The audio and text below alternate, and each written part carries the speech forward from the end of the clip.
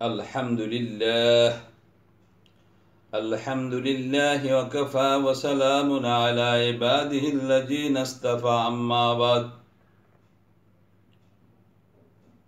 সুপ্রিয় কেপিবি school and কলেজের দশম শ্রেণীর শিক্ষার্থীদের উদ্দেশ্যে আখলাকে হামিদার আরও কিছু বিষয় আলোচনা করব। আজকাল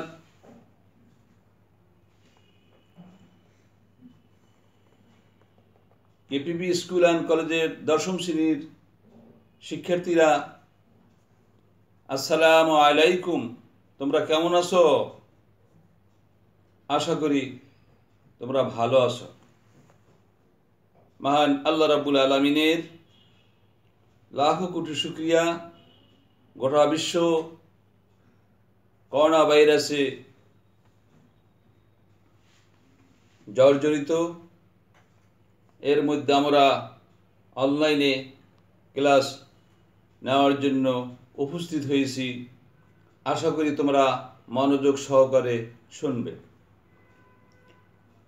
আজকের আলোচ্য বিষয় আখলাকে হামিদার চতুর্থ পার্ট, অর্থাৎ সত্যবাদিতা।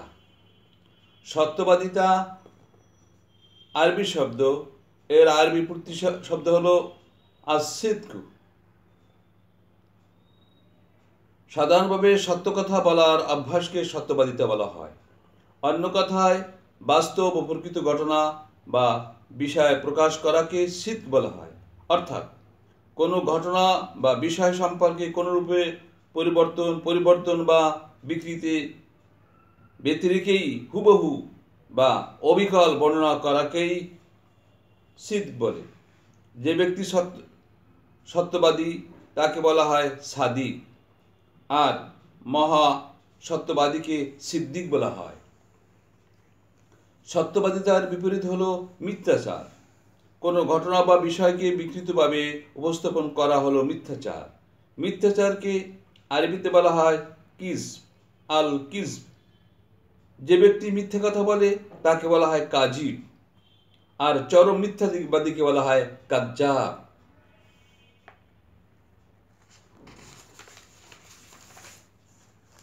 এই সত্যবাদিতার গুরুত্ব সম্পর্কে মহান আল্লাহ রাব্বুল আলামিন মহাগ্রন্থ আল কোরআনের মধ্যে ইরশাদ করেছেন, ইয়া আইয়ুহাল্লাযীনা আমানুত্তাকুল্লাহ ওয়া কুলু কাওলান সাদীদা।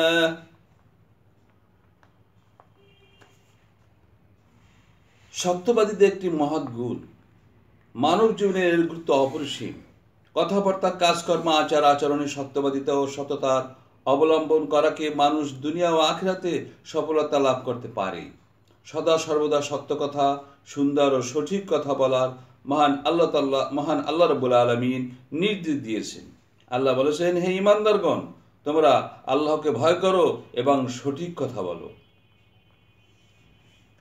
মহান আল্লাহ রাব্বুল আলামিন বিশ্বাসী মুমিনগণকে মুমিনগণের অন্যতম নিদর্শন হল সত্যবাদিতা। জীবনের সর্বাবস্থায় তারা সত্যবাদিতার চর্চা করে। শুধু নিজে সত্য বলার চর্চা করলেই হবে না, বরং সত্যবাদীদের সাথে সুসম্পর্ক থাকতে হবে। এতে সমাজে সার্বিকভাবে সত্য প্রতিষ্ঠিত হয়। এ সম্পর্কে মহান আল্লাহ রাব্বুল আলামিন সূরা তওবার মধ্যে ইরশাদ করেছেন, হে মুমিনগণ, তোমরা আল্লাহকে ভয় করো এবং সত্যবাদীদের সাথী হও। প্রকৃতপক্ষে মুমিন ব্যক্তি অবশ্যই সত্য কথা বলে। আমাদের প্রিয় নবী হযরত মুহাম্মদ মুস্তাফা সাল্লাল্লাহু আলাইহি সাল্লাম সত্যবাদিতার মূর্ত প্রতীক ছিলেন। জীবনের প্রতিটি মুহূর্তে তিনি সততা ও সত্যবাদিতার চর্চা করেছেন। তার সাথে তার প্রধান সাহাবী হযরত আবু বকর রাদিয়াল্লাহু তাআলা আনহু ছিলেন সত্যবাদিতার মূর্ত প্রতীক। তাই প্রিয় নবী জনাবে মুহাম্মদ সাল্লাল্লাহু আলাইহি ওয়াসাল্লাম হযরত আবু বকর রাদিয়াল্লাহু তাআলা আনহুকে সিদ্দিক উপাধি দিয়েছিলেন। যে ব্যক্তি সত্য কথা বলে তাকে সবাই ভালোবাসে, বিশ্বাস করে। পক্ষান্তরে যে ব্যক্তি মিথ্যাবাদী হয় তাকে কেউ ভালোবাসে না, সম্মান করে না, বরং সকলেই তাকে ঘৃণা করে, কেননা মিথ্যা বলা মহাপাপ।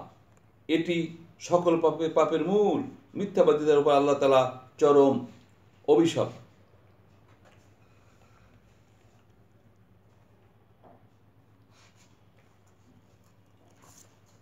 সত্যবাদিতা সম্পর্কে আলোচনা করতে গিয়ে প্রিয় নবী জানাবে মুহাম্মদ সাল্লাল্লাহু আলাইহি সাল্লাম বলছেন, আসিদকু ইউনজি আল কিযবু ইহলিক। সত্য মানুষকে মুক্তি দেয় আর মিথ্যা মানুষকে ধ্বংস করে।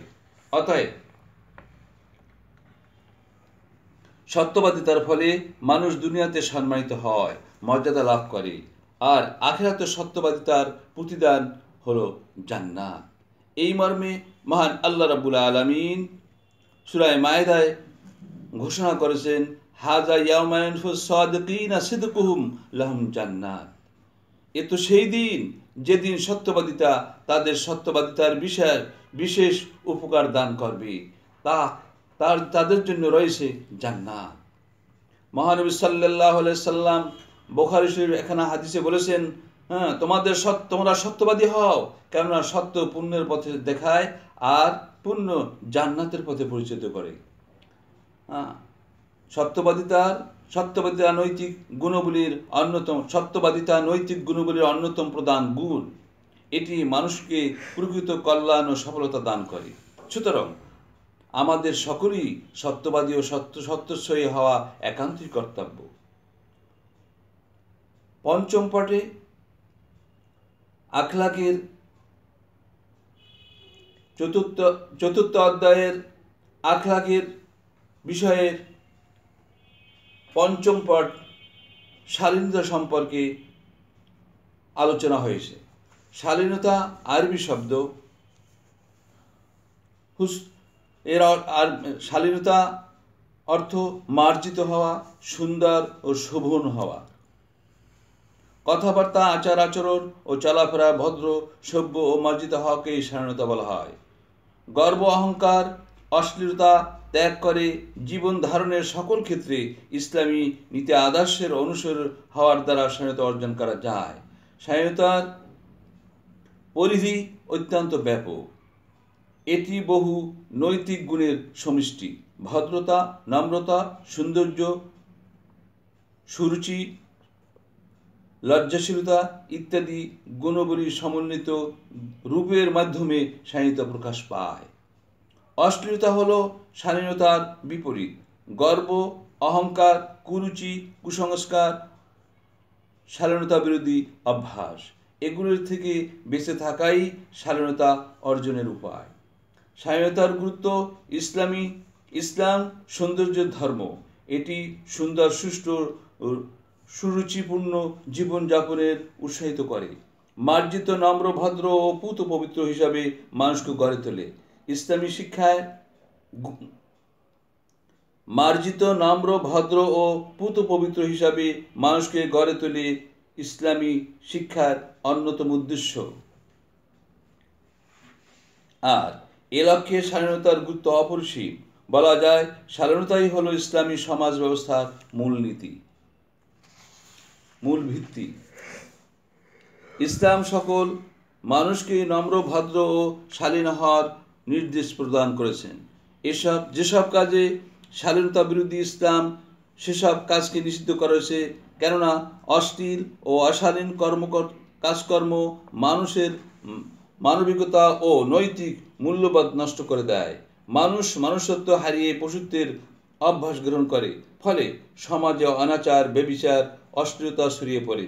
মানুষের কুপ্রবৃত্তি ও কামনা বাসনা পারিবারিক ও সামাজিক মূল্যবোধ ভেঙে দেয়, যার কারণে সর্বত্র অরাজকতা ও বিশৃঙ্খলা সৃষ্টি করে। এই মর্মে মুসলিম শরীফের একখানা হাদিস প্রিয় নবী জনাবে মুহাম্মদ সাল্লাল্লাহু আলাইহি সাল্লাম বলছেন, আল হায়াউ খায়রুন কুল্লুহু। লজ্জাশীলতা পুরোটাই কল্যাণকর। প্রিয় নবী জনাবে মুহাম্মদ সাল্লাল্লাহু আলাইহি সাল্লাম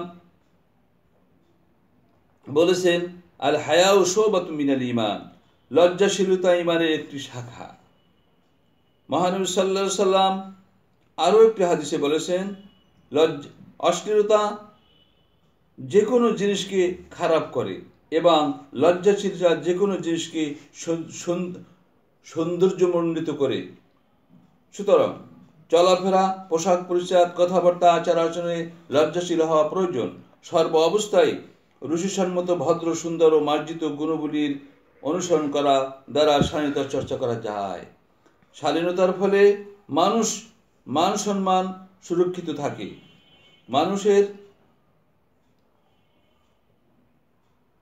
শালীনতার ফলে মানুষের মান সম্মান সুরক্ষিত থাকে, সমাজে শান্তি ও শৃঙ্খলা প্রতিষ্ঠিত হয়। অতএব আমরা সকল কাজে শালীনতা রক্ষা করব, অশ্লীল ও অশালীন কাজ ত্যাগ করব। আখলাকে হামিদার আরেকটি বিষয় হলো আমানত। আমানত আরবি শব্দ, এর অর্থ গচ্ছিত রাখা, নিরাপদে রাখা।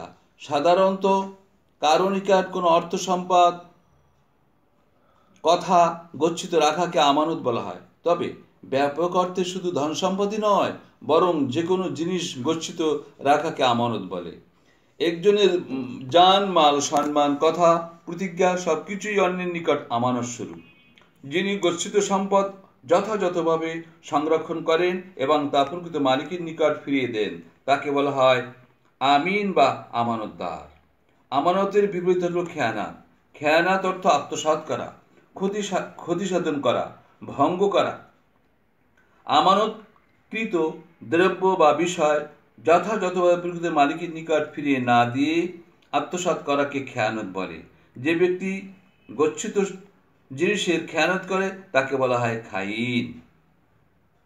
আমানত রক্ষার গুরুত্ব সম্পর্কে আলোচনা করতে গিয়ে মহান আল্লাহ রাব্বুল আলামিন তার কালামে পাকে ইরশাদ করেছেন, নিশ্চয়ই আল্লাহ তোমাদের আদেশ দিচ্ছেন তোমরা আমানতসমূহ তার মালিকের নিকট প্রত্যাবর্তন করবে, নিকট ফিরে দাও।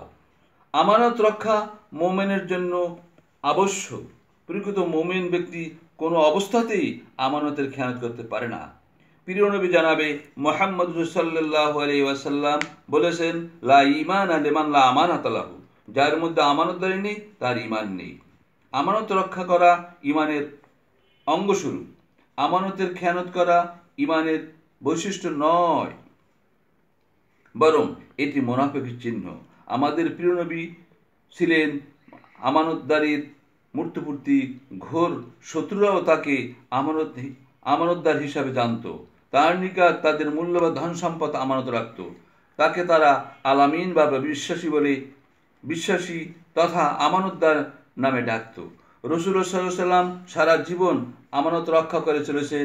এমনকি হিজরতের সময় মক্কার কাফিররা যখন তাকে হত্যা করতে বের হয়, তখনও তিনি আমানতের কথা ভুলেননি। তিনি তাদের গচ্ছিত সম্পদ প্রকৃত মালিকের নিকট ফিরিয়ে দেওয়ার ব্যবস্থা করেছিলেন। ইসলামী জীবন আদর্শ আমানত রক্ষা করার অত্যন্ত গুরুত্বপূর্ণ। আমানতের বিপরীত করা সম্পূর্ণরূপে নিষিদ্ধ, হারাম। মহানবী সাল্লাল্লাহু আলাইহি সাল্লাম এই মর্মে বলেছেন, খেয়ানত করা মুনাফিকদের অন্যতম নিদর্শন স্বরূপ। আল্লাহ তাআলা খেয়ানতকারীদের প্রতি অসন্তুষ্ট। মহান আল্লাহ রাব্বুল আলামিন বলেছেন, ইন্নাল্লাহা লা ইউহিব্বুল খায়িনিন, নিশ্চয়ই আল্লাহ তাআলা খেয়ানতকারীকে পছন্দ করেন না। এই সম্পর্কে আলোকপাত করতে গিয়ে মহান আল্লাহ রাব্বুল আলামিন তার পাকে কালামে ঘোষণা করেছেন, নিশ্চয়ই আল্লাহ তাআলা খেয়ানতকারীদেরকে পছন্দ করেন না। খেয়ানত মানুষের সার্বিক জীবনটাকে বিপর্যয়ে ডেকে আনে। মহানবী সাল্লাল্লাহু আলাইহি ওয়াসাল্লাম বলেছেন, আমানতকারী সচ্ছলতা ও খেয়ানত দরিদ্রতা ডেকে আনে। খেয়ানতকারী মানুষের আস্থা ও বিশ্বাস ভঙ্গ করে। লোকেরা তাকে ঘৃণা করে, এড়িয়ে চলে, তার সাথে ব্যবসা বাণিজ্য লেনদেন করতে আগ্রহী হয় না। ফলে খেয়ানতকারী আর্থিকভাবে বিপর্যস্ত হয়ে পড়ে। এইবার আখলাকে হামিদার সপ্তম পাঠ সম্পর্কে সংক্ষেপে কিছু আলোচনা করব। সপ্তম পাঠে মানব সেবা। মানব সেবার পরিচয়। মানব সেবা বলতে মানুষের সেবা করা, পরিচর্যা করা, যত্ন নেওয়া, সাহায্য সহযোগিতা করা ইত্যাদি বোঝায়। জাতি ধর্ম নির্বিশেষে সকল মানুষের সেবা করা মানব সেবার আওতাভুক্ত। মানুষ হলো আশরাফুল মাখলুকাত বা সৃষ্টির সাহায্যী। আসমান ও জমিনে যা কিছু রয়েছে আল্লাহ তাআলা সব কিছুই মানুষের জন্য সৃষ্টি করেছেন। মানুষের কর্তব্য হলো এসব সৃষ্টির প্রতি দয়া হওয়া ও তাদের সাথে ভালো ব্যবহার করা, পাশাপাশি অন্য মানুষের প্রতি সাহায্য সহযোগিতা ও সহানুভূতি প্রদর্শন করাও মানুষের অন্যতম দায়িত্ব। কেননা পরস্পরের সেবা ও সহযোগিতার মাধ্যমে বিশ্ব শান্তি ও শৃঙ্খলা বজায় রাখা সম্ভব হয়। ইসলাম সব রকমের হক বা অধিকার দুই ভাগে বিভক্ত। ইসলামে সব রকমের হক বা অধিকার দুই ভাগে বিভক্ত। তা হলো হকুল্লাহ, 2 নম্বরে হকুল এবাদ। হকুল্লাহ হলো আল্লাহর হক আর হকুল এবাদ হলো বান্দার হক। সব রকমের এবাদত, প্রশংসা, তাসবিহ, তাহলিল এর অন্তর্ভুক্ত। আর হকুল এবাদ হলো বান্দার হক। জাতি বর্ণ নির্বিশেষে সকল মানুষকে ভালোবাসা, সকলের সেবা করা, সাহায্য সহযোগিতা করা হকুল এবাদের অন্তর্ভুক্ত। মানব সেবা হলো হকুল এবাদের অন্যতম দিক। হকুল এবাদের গুরুত্ব। মানব সেবা আখলাকে হামিদার অন্যতম বিষয়। মানুষের সেবা মানুষের উন্নত চরিত্রের পরিচায়ক। যে ব্যক্তি মানুষ সেবা করে তিনি মহৎ প্রাণ, সমাজে তিনি বিশেষ মর্যাদা অধিকারী। মহান আল্লাহ তাআলা এরূপ ব্যক্তিকে ভালোবাসেন। তিনি মানুষের সেবা সাহায্য সহযোগিতা করে আল্লাহ তাআলাও তাকে, যিনি মানুষের সেবা করে সাহায্য সহযোগিতা করেন আল্লাহ তাআলাও তাকে সাহায্য ও দয়া করেন। প্রিয় নবী জনাবে মুহাম্মদ সাল্লাল্লাহু আলাইহি ওয়াসাল্লাম বলেছেন, লা ইয়ারহামুল্লাহু মান লা ইয়ারহামুন নাস। যে ব্যক্তি মানুষের প্রতি দয়া করে না আল্লাহ তার প্রতি দয়া করেন না। বুখারী শরীফ। প্রিয় নবী জনাবে মুহাম্মদ সাল্লাল্লাহু আলাইহি ওয়াসাল্লাম আরেকখানা হাদিসে বলেছেন, ইরহামু মান ফিল আরদি ইয়ারহামুকুম মান ফিস সামাই। তোমরা পৃথিবীবাসীদের প্রতি অনুগ্রহ করো, তাহলে যিনি আসমানে আছেন তিনি তোমাদের প্রতি দয়া করবে। অন্য একটি হাদিসে প্রিয় নবী জনাবে মুহাম্মদ সাল্লাল্লাহু আলাইহি ওয়াসাল্লাম বলেছেন, বান্দার যতক্ষণ তার ভাইয়ের সাহায্যরত থাকে ততক্ষণ আল্লাহ তাআলা তাকে সাহায্য করতে থাকে। বস্তুত সকল মানুষ ভাই ভাই, সকলে আদমের সন্তান। সুতরাং যে ব্যক্তি অন্য ভাইয়ের সাহায্য করে আল্লাহ তাআলাও সে ব্যক্তি সাহায্য করে, তার বিপদ আপদ দূর করে।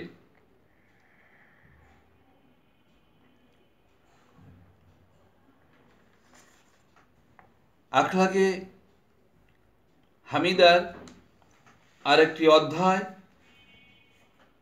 অষ্টম পাঠ। অষ্টম পাঠে ভ্রাতৃত্ববোধ ও সাম্প্রদায়িকতা সম্প্রীতি।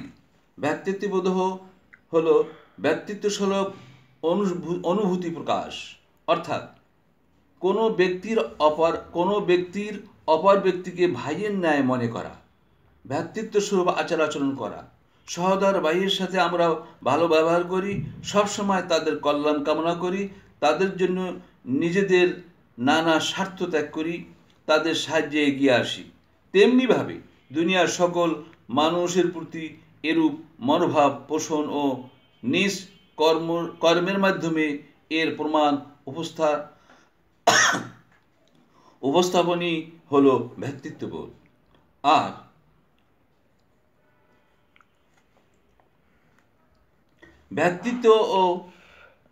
ভ্রাতৃত্ববোধ মানুষকে ত্যাগের মহিমায় উজ্জীবিত করে, মানুষের মধ্যে সহযোগিতা, সহমর্মিতা ইত্যাদির গুণে বিকশিত ঘটায়। ফলে মানুষ সমাজে ঐক্য শৃঙ্খলা প্রতিষ্ঠিত হয়।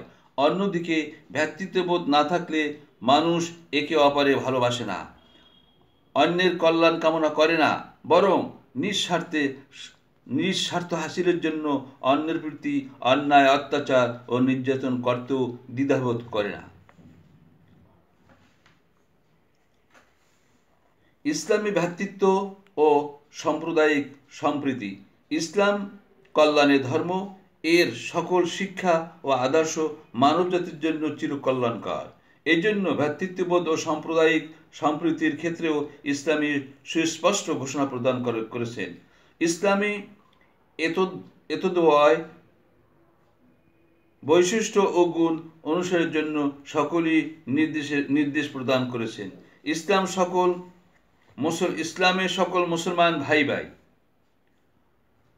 মুসলিমগণ বিশ্বের যে প্রান্তেই থাকুক, সে কালো হোক, সাদা হোক, ধনী হোক, দরিদ্র হোক, সকলেই একে অপরের ভাই। এই মর্মে মহান আল্লাহ রাব্বুল আলামিন তার মহাগ্রন্থ আল কোরআনে উল্লেখ করেছেন, ইন্নামাল মুমিনুনা ইখওয়াতুন, মুমিনগণ পরস্পর ভাই ভাই। প্রিয় নবী জনাবে মুহাম্মদুর সাল্লাল্লাহু আলাইহি সাল্লাম ইরশাদ করেছেন, আল মুসলিমু আখুল মুসলিম, এক মুসলমান অপর মুসলমানের ভাই। বিশ্বের সকল মুসলমান ভ্রাতৃত্বের বন্ধনে আবদ্ধ। তারা পরস্পরের প্রতি ভ্রাতৃত্ব সুলভ আচরণ করবে, এটাই ইসলামের শিক্ষা। একটি হাদিসে প্রিয় নবী জনাবে মুহাম্মদ সাল্লাল্লাহু আলাইহি সাল্লাম বলেছেন, মুসলমানদের এই ভ্রাতৃত্বের স্বরূপ তুলে ধরেছেন।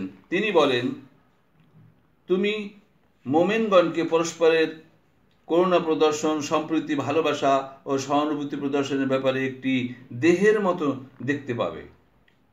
যখন দেহের একটি অঙ্গ কষ্ট পায়, তখন গোটা শরীর জ্বর ও নিদ্রাহী তার মাধ্যমে তার প্রতি সাড়া দেয়। বুখারী এবং মুসলিম শরীফে বলা হয়েছে। মুসলমান ভ্রাতৃত্ব বন্ধনের জন্য মহান আল্লাহ রাব্বুল আলামিন সূরা আল হুজরাতে ঘোষণা করেছেন, ইয়া আইয়ুহান নাস ইন্না খালাকনাকুম মিন যাকারি ওয়া উনসা ওয়া জাআলনাকুম শুউবান ওয়া কাবাইলা লিতা'আরাফু। মহান আল্লাহ রাব্বুল আলামিন ইরশাদ করেন, হে মানব মণ্ডলী, আমি তোমাদের একজন পুরুষ একজন নারী থেকে সৃষ্টি করেছি, আর তোমাদের বিভিন্ন সম্প্রদায় ও গোত্র বিভক্ত করেছি, যাতে তোমরা পরস্পর পরিচয় লাভ করতে পারো। তো এই মর্মে প্রিয় নবী জনাবে মুহাম্মদ সাল্লাল্লাহু আলাইহি ওয়াসাল্লাম ইরশাদ করেন, আন-নাসু বনি আদম মিন তুরাব, সকল মানুষই হয়তো আদম আলাইহিস সালামের বংশধর, আর আদম মাটি থেকে সৃষ্টি।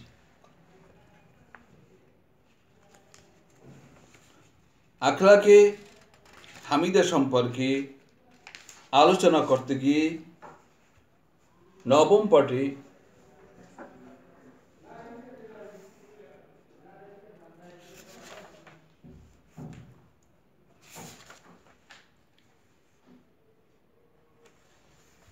আলোচনা হয়েছে নারীর প্রতি সম্মানবোধ। নারীর প্রতি সম্মানবোধ আখলাকে হামিদের অন্তর্ভুক্ত। এটি একটি মহৎ গুণ। নারীর প্রতি সম্মানবোধ ব্যাপক অর্থবোধক। সাধারণ অর্থে একটি নারীকে সম্মান প্রদর্শনের অনুভূতি বা মনোভাবকে বুঝিয়ে থাকে। আর ব্যাপক অর্থে নারীর প্রতি সম্মানবোধ হল নারী জাতির প্রতি সম্মানজনক মনোভাব।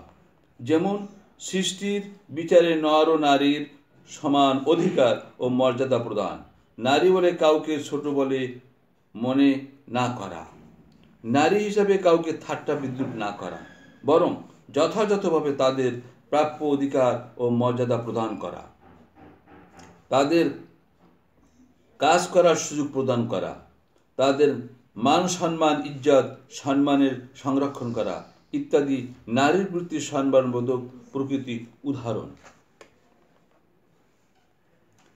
নারীর প্রতি সম্মানবোধ এর গুরুত্ব ও তাৎপর্য। ইসলামে নারীদের প্রভূত সম্মান দেওয়া হয়েছে। আমাদের প্রিয় নবীর আবির্ভাবের পূর্বে সারা বিশ্বজগৎ, বিশেষ করে আরব সমাজে অজ্ঞতা ও বর্বরতার অন্ধকারে নিমজ্জিত ছিল। সে সময় নারীদের কোনো মান ইজ্জত ছিল না, তাদের কোনরূপ অধিকার ছিল না।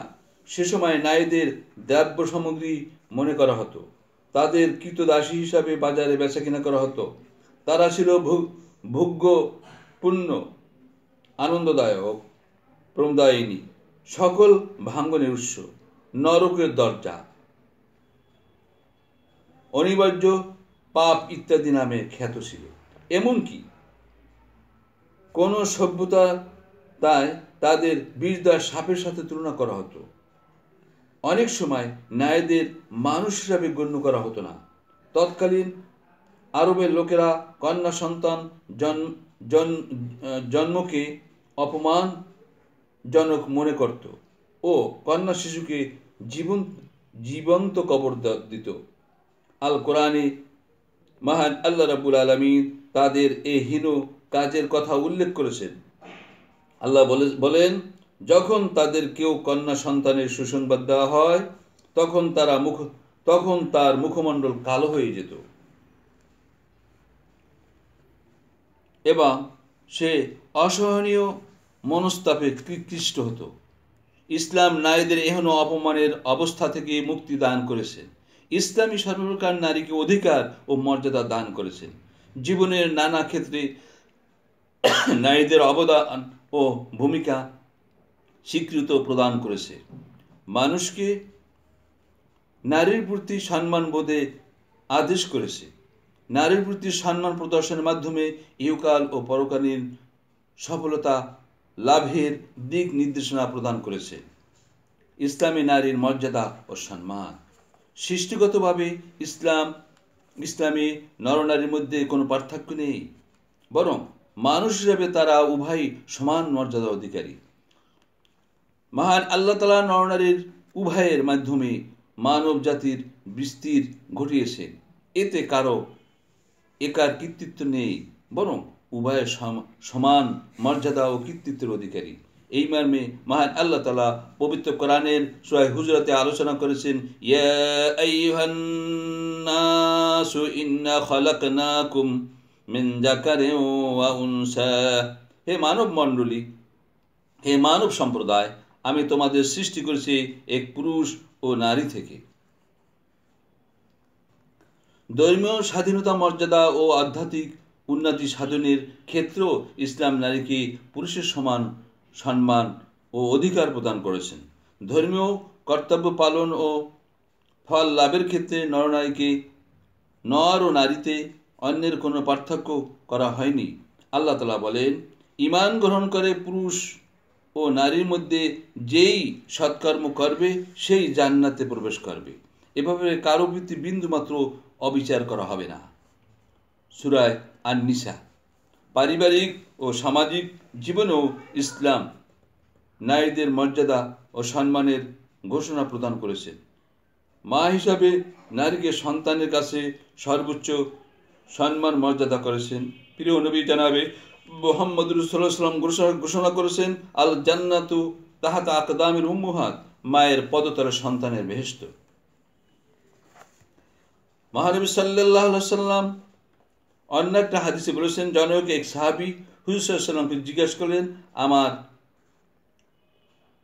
সদ্ব্যবহার পাওয়ার সবচেয়ে বেশি হকদার কে? প্রিয় নবী জানাবে মুহাম্মদ সাল্লাল্লাহু আলাইহি ওয়াসাল্লাম বললেন, তোমার মাতা। এমনিভাবে হুজুর সাল্লাল্লাহু আলাইহি ওয়াসাল্লাম কে তিনবার জিজ্ঞাসা করলো। তিনবার জিজ্ঞাসা করার পরেও হুজুর সাল্লাল্লাহু আলাইহি ওয়াসাল্লাম বললেন, তোমার মাতা। চতুর্থবার হুজুর সাল্লাল্লাহু আলাইহি ওয়াসাল্লাম বললেন, তোমার বাবা, তোমার পিতা। এ দ্বারা প্রতীয়মান হয় যে সন্তানের উপর পিতার চাইতে মায়ের অধিকার 3 গুণ বেশি। এটি মা হিসাবে নারীর অনন্য মর্যাদার পরিচয়।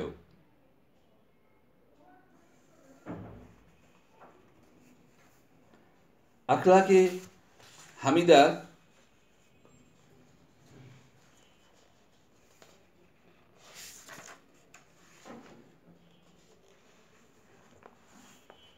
আরেকটি পাঠ আলোকপাত করতে চাই। এখানে স্বদেশ প্রেম আখলাকে হামিদার অর্থাৎ চতুর্থ অধ্যায়ের 10ম পাঠ। আখলাকে হামিদার স্বদেশ প্রেম। স্বদেশ হলো নিজ দেশ বা নিজ মাতৃভূমি। যে দেশে মানুষ জন্মগ্রহণ করে, যে স্থানে আলো বাতাস প্রতিপালিত হয় এবং বড় হয়ে ওঠে, সেই স্থানকেই বলা হয় স্বদেশ। স্বদেশ হলো কারো জন্মভূমি বা মাতৃভূমি। স্বদেশের প্রতি মায়া, মমতা ও আকর্ষণীয় হলো স্বদেশ প্রেম।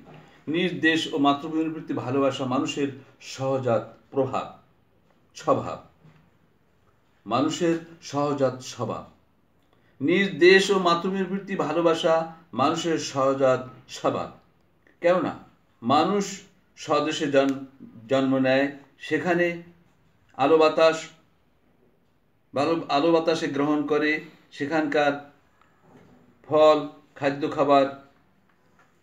ফসল খাদ্য খাবার দ্বারা তার দেহের পুষ্টি হয়। সেখানকার পরিবেশ, পাহাড় পর্বত, সাগর, নদী, আবহাওয়া, ঋতু বৈচিত্র্য দেখে সে বড় হয়। মানুষের প্রতি স্বদেশ ও মাতৃভূমির অবদান অনস্বীকার্য। সুতরাং স্বদেশগতভাবেই স্বদেশের প্রতি ভালোবাসা জন্ম নেয়। এই আকর্ষণ মানুষের অন্তর থেকেই উৎসারিত হয়। আজীবন মানুষ এই আকর্ষণ ও ভালোবাসা অনুভব করে। কোনো কারণেই দেশ ছেড়ে বাইরে গেলেও দেশপ্রেমের এই অনুভূতি হ্রাস পায় না, বরং স্বদেশের প্রতি ভালোবাসা, শ্রদ্ধা সর্বক্ষণই মানব মনকে আচ্ছন্ন করে রাখে। স্বদেশ ও জন্মভূমির প্রতি আকর্ষণই হল স্বদেশ প্রেম। এই মর্মে এর গুরুত্ব সম্পর্কে আলোকপাত করতে গিয়ে বলা হয়েছে হুব্বুল ওয়াতনি মিনাল ঈমান। দেশপ্রেম ঈমানের অঙ্গ। প্রকৃত মোমেন ব্যক্তি নিজ জন্মভূমিকে ভালোবাসেন, দেশের স্বার্থ রক্ষায় কাজ করেন। অপরদিকে যারা দেশকে ভালোবাসে না, তারা চরম অকৃতজ্ঞ, তারা দেশদ্রোহী ও জঘন্য চরিত্রের অধিকারী। আর এরূপ ব্যক্তিরাই কখনো প্রকৃত ধার্মিক ও মুমিন হতে পারে না। আমাদের প্রিয় নবী ছিলেন প্রকৃত দেশপ্রেমী। কাফেরদের অত্যাচারে তিনি প্রিয় ভূমি মক্কা নগরী ত্যাগ করে মদিনায় হিজরত করতে বাধ্য হয়েছিলেন। মক্কা ত্যাগকালে তিনি বারবার অশ্রুসিক্ত নয়নে মক্কার দিকে ফিরে ফিরে তাকাচ্ছিলেন আর বলেছিলেন, হে আমার স্বদেশ, তুমি কত সুন্দর, আমি তোমাকে ভালোবাসি। আমার নিজ গোত্রীয় লোকেরা যদি ষড়যন্ত্র না করত, আমি কখনো তোমায় ছেড়ে যেতাম না। দেশপ্রেম ও দেশের সেবা করা ইবাদত স্বরূপ। আল্লাহ তাআলা পরকালে দেশরক্ষীদের বিরাট কল্যাণ দান করবেন। এই মর্মে একটি হাদিসে হুসাইন বলছেন, দেশ রক্ষার জন্য সীমান্ত প্রহায় আল্লাহর রাস্তায় বিনিদ্র রজনী যাপন করা দুনিয়া ও তার মধ্যকার সবকিছু চেয়ে উত্তম। এই বলে আজকাল এখানেই শেষ করছি। আল্লাহ হাফেজ। আসসালামু আলাইকুম ওয়া রাহমাতুল্লাহি ওয়া বারাকাতুহু।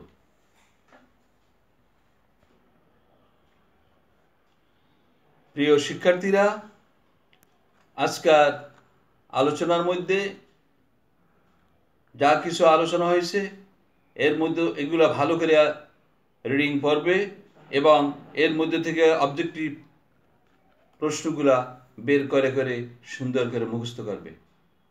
আল্লাহ হাফেজ।